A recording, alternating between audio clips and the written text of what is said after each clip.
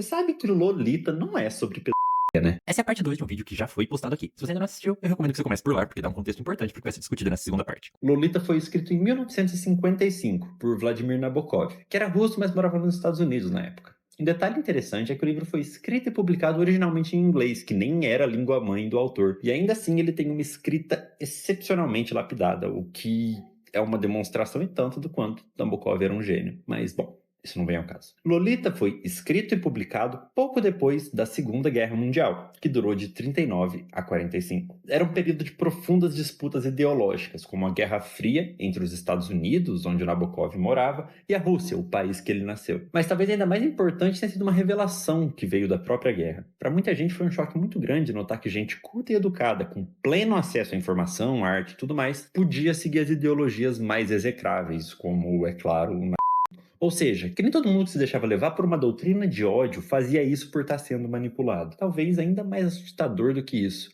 como essas pessoas eram capazes de fazer essas ideologias parecerem alguma coisa completamente diferente do que elas realmente eram. Isso fez muita gente passar a ver essas pessoas como monstros e não como gente, que também é uma coisa muito problemática e negativa, porque faz com que a gente trate como uma coisa incompreensível. Na verdade, a gente precisa sim compreender essas pessoas justamente para poder combater. E esse é um dos temas centrais de Lolita. O Humbert é um homem culto, educado, charmoso, galante, engraçado e, acima de tudo isso, manipulador, vil e asqueroso. É um canalha e um criminoso que causa traumas irreversíveis numa menina de 12 anos que acabou de perder a mãe. Não tem outro jeito de colocar isso. No desfecho disso tudo, ele ainda um homem. Apesar de tudo isso, ele não é um monstro, ele é um ser humano. Uma pessoa com preferências, caprichos, formação intelectual e até alguns traços de personalidade inofensivos. Agora, preso com os crimes confessos e o destino selado, ele constrói um discurso milimetricamente arquitetado para esconder ou amenizar tudo o que ele fez. Lolita é um livro sobre o poder e o perigo do discurso como ferramenta na mão de pessoas mal intencionadas. E mais do que isso, sobre como o conhecimento e a cultura não necessariamente afastam um homem do seu lado mais sombrio. E como essas duas coisas, o conhecimento e a maldade, podem conviver numa harmonia sinistra, duas partes de um todo que, ao mesmo tempo que odioso,